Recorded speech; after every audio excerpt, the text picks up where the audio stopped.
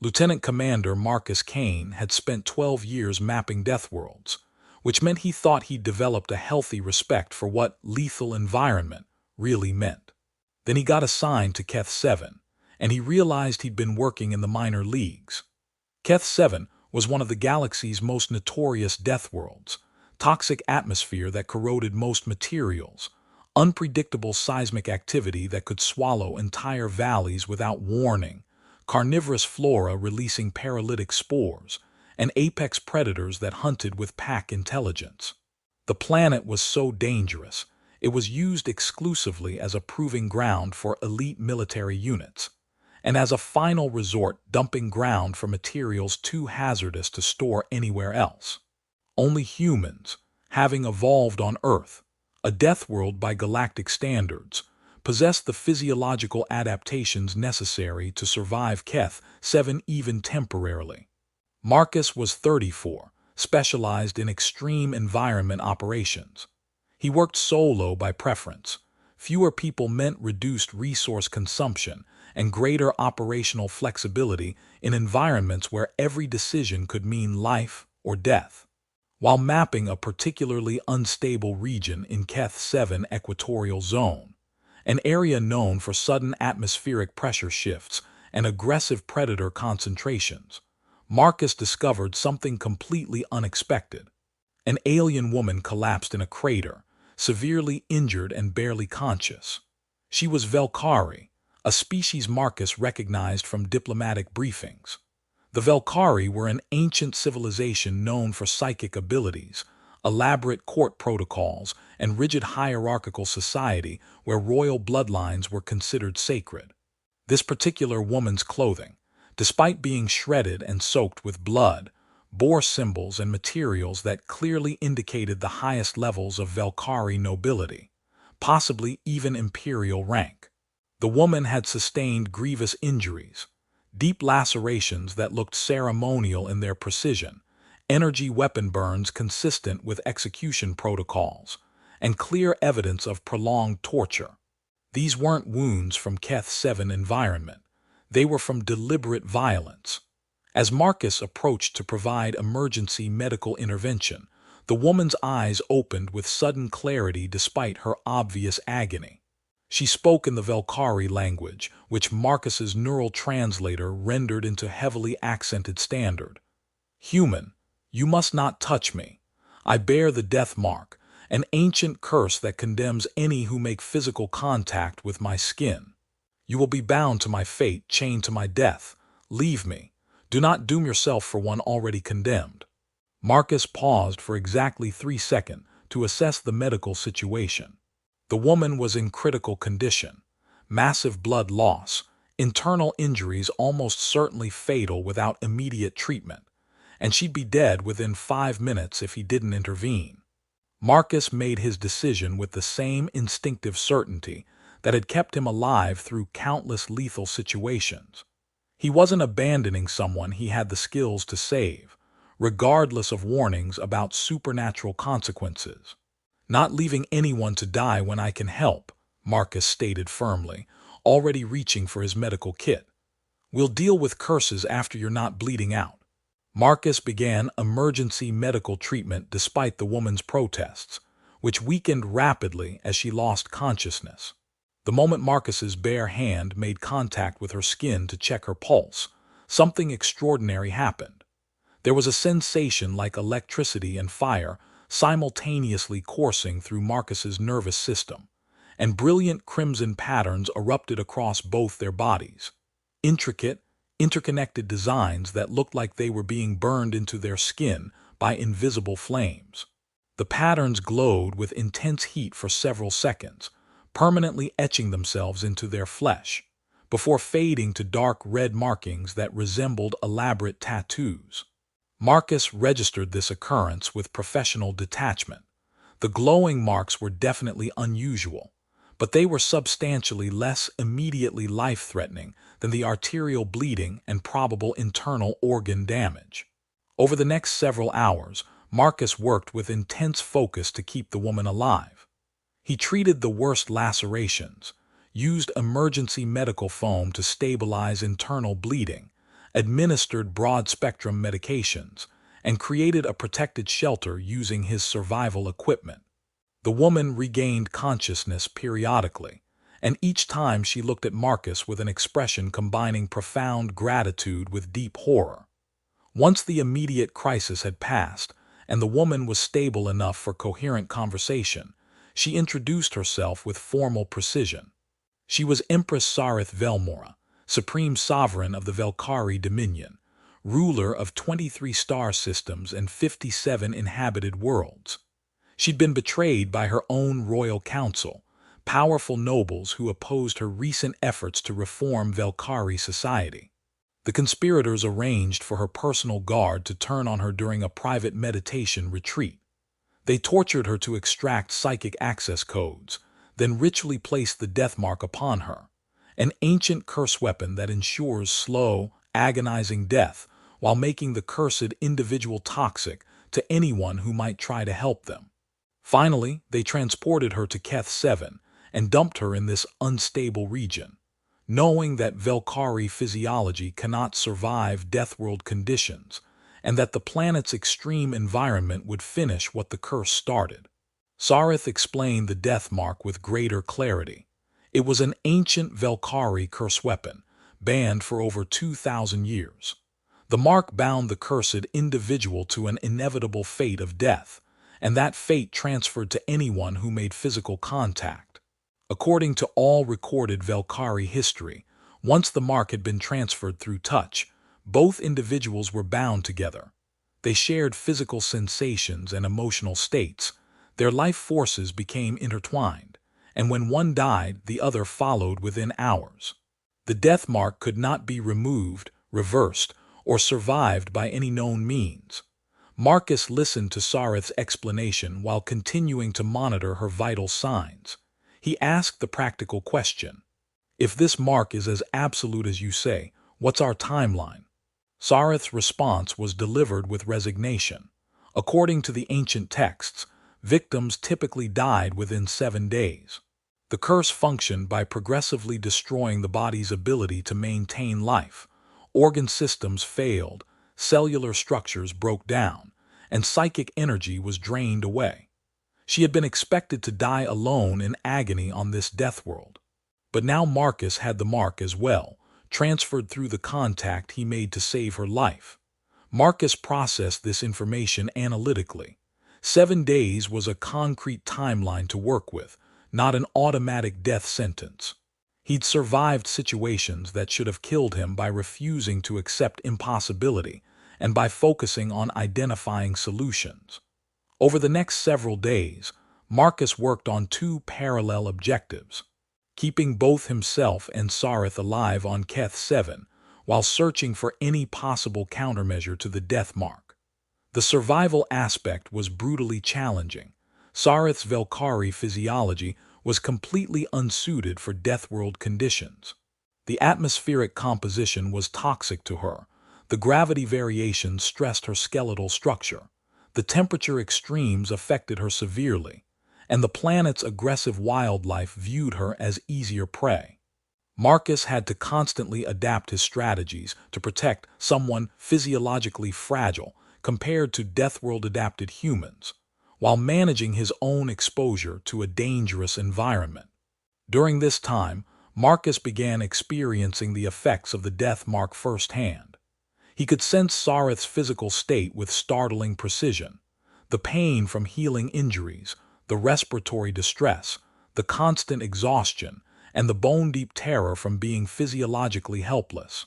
He could also sense her emotional state: grief over the betrayal, guilt that Marcus had been cursed because he chose to save her, and growing amazement that this human continued fighting with absolute determination.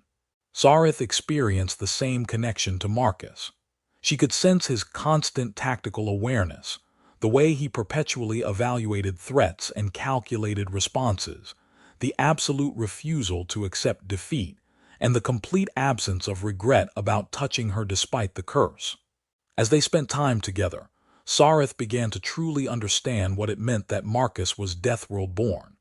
She watched Marcus handle situations that would mean instant death for any Velkari, fighting off pack predators with efficient brutality, navigating toxic terrain, maintaining full functionality despite injuries that would incapacitate most beings. On the fourth day after Marcus found Sarith, a day when they should be showing advanced symptoms, they both noticed something that contradicted everything Velkari lore said about the curse. They should be experiencing severe system failures by now, but instead both were relatively stable. During one of their conversations, Sarith mentioned a fragment she vaguely remembered from her education, an ancient prophecy called the Legend of the Deathworld Champion. The prophecy stated that when a Velkari sovereign fell in their darkest hour and bore the death mark, only one born on a world where death walks as constant companion could defy the curse through an act of selfless defiance. Most modern Velkari scholars considered this prophecy purely metaphorical, but Sarith wondered if there might be literal truth, that Marcus's deathworld physiology, combined with the specific circumstances of how he touched her, in defiance of her warning, motivated purely by the instinct to save a life, might have somehow altered how the death mark functions. On the sixth day after the mark was transferred, a day when both should be approaching death according to all Velkari knowledge, Marcus and Sarith were not only alive but relatively functional. The mark's patterns on their skin had visibly changed from the original deep crimson to something more complex, crimson interwoven with metallic silver threading.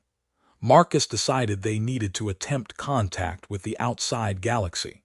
His emergency beacon had been continuously active, but Keth 7 extreme atmospheric interference meant the signal's effective range was severely limited.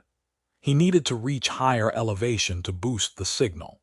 The journey to the nearest suitable high ground was harrowing. Marcus had to guide Sarith through terrain that would kill her almost instantly without his constant protection, while fighting off increasingly aggressive predators, navigating sudden seismic shifts, and managing atmospheric pressure changes. 3 days later, 9 days total since the death mark was transferred, well past when both should have been dead, they detected an approaching vessel. The vessel that descended was Velkari, commanded by Admiral Keth Velsharin, one of Sarith's most loyal officers who had suspected the conspiracy and had been conducting a covert investigation. The reunion between Sarith and her loyal forces was intensely emotional, but it quickly became complicated when Keth and the other Velkari noticed the death mark patterns clearly visible on both Sarith's and Marcus's exposed skin. Admiral Keth was visibly horrified. His empress bore the death mark, and she had somehow transferred it to a human. According to all known Velkari knowledge, both should be dead already, yet here they stood 9 days later, showing mark patterns that no historical record describes. Sarith explained what happened. She was betrayed, marked with the death mark, and dumped on Keth 7 to die. This human found her, was explicitly warned about the mark, and chose to touch her anyway to save her life. The mark was transferred 9 days ago, yet both were alive, and the mark itself appeared to be transforming. Admiral Keth struggled to reconcile what he was witnessing with everything Velkari civilization knew about the death mark. During the journey back to Velkari space, Marcus learned more about what the death mark meant politically and culturally. Anyone bearing the mark was considered doomed beyond redemption, to be avoided absolutely because any contact meant sharing their fate. Marcus also learned why the death mark binds people together beyond just sharing a death sentence. It created a profound psychic and spiritual connection. They could sense each other's location across vast distances, feel each other's physical and emotional states with perfect clarity, and according to Velkari psychic theory, their life essences had been literally woven together. When they arrived in Velkari space, they found the Dominion in severe political turmoil. The Royal Council faction that betrayed Sarith had publicly declared her dead in a tragic accident, and they'd installed a puppet empress to serve as a figurehead. Sarith's sudden return completely disrupted the conspirators' entire plan, but the fact that she bore the death mark gave them a new line of attack. They argued that she was cursed, that she could not legally rule while marked for death, and that her very presence endangered all Velkhari. The political battle for control of the Velkhari dominion became fundamentally focused on the meaning and nature of the death mark. The Royal Council conspirators argued that Sareth bearing the mark definitively proved she was unfit to rule. She was cursed, doomed, and represented a danger to everyone near her. Sareth and her loyalists countered with something unprecedented. The prophecy of the Deathworld champion, which most Velkhari had dismissed as ancient mythology, appeared to be literally manifesting. Sareth was saved by someone born on a world of death. Marcus touched Sareth in direct defiance of her explicit warning, motivated purely by compassion. And rather than both dying within 7 days as the curse dictates, both were alive and healthy more than a month later, and the mark itself had visibly transformed. Ancient Velkhari scholars were summoned to examine Marcus and Sareth, to study the transformed death mark, and to investigate whether the Deathworld champion prophecy might contain literal truth. These scholars discovered something remarkable. The death mark wasn't functioning as a curse on Marcus at all. His Deathworld-born physiology, the extreme cellular resilience, adaptive immune responses, and biological redundancies that allow humans to survive in conditions that would kill most species, appeared to be actively fighting and transforming the curse at a fundamental level. The mark was still connected to Sareth, but instead of draining both their life forces toward death, it was creating a sustaining bond that was pulling Sareth back from the death the curse intended, using Marcus's Deathworld-forged vitality as an anchor point. The scholars theorized that Marcus's act of touching Sareth despite her warning, motivated solely by his trained instinct to save lives, may have fulfilled the prophecy's exact conditions and transformed the curse into something new. 3 months after Marcus found Sareth on Keth 7, the political struggle reached its resolution.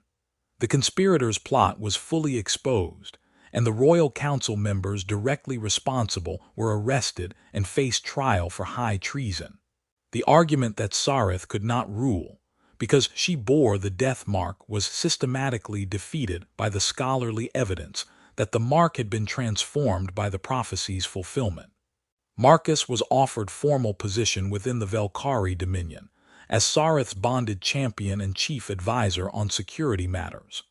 According to both the prophecy's implications and the transformed nature of their bond, they could not be separated by significant distances for extended periods without destabilizing the bond.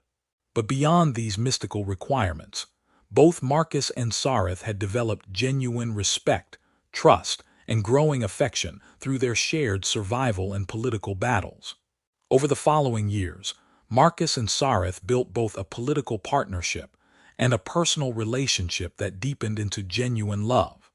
The bond that was formed through a death curse on a death world, that was supposed to kill them both within days, instead became the foundation for a governing partnership that fundamentally changed the Velkhari dominion.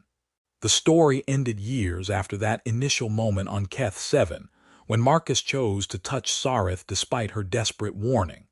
Marcus reflected on how a simple decision, to save someone who needed help regardless of warnings about supernatural consequences, had completely transformed his life. Sareth reflected on how being betrayed and marked for death had seemed like the absolute end of everything. Instead, it had been the catalyst for the Deathworld champion prophecy's fulfillment. Marcus's defiant compassion had not only saved her life, but had transformed the death mark from a weapon of certain death into a bond that made her a more effective ruler. A reminder that the most significant acts are often the simplest ones, choosing to help someone despite every warning against it, refusing to accept that death is inevitable when you have skill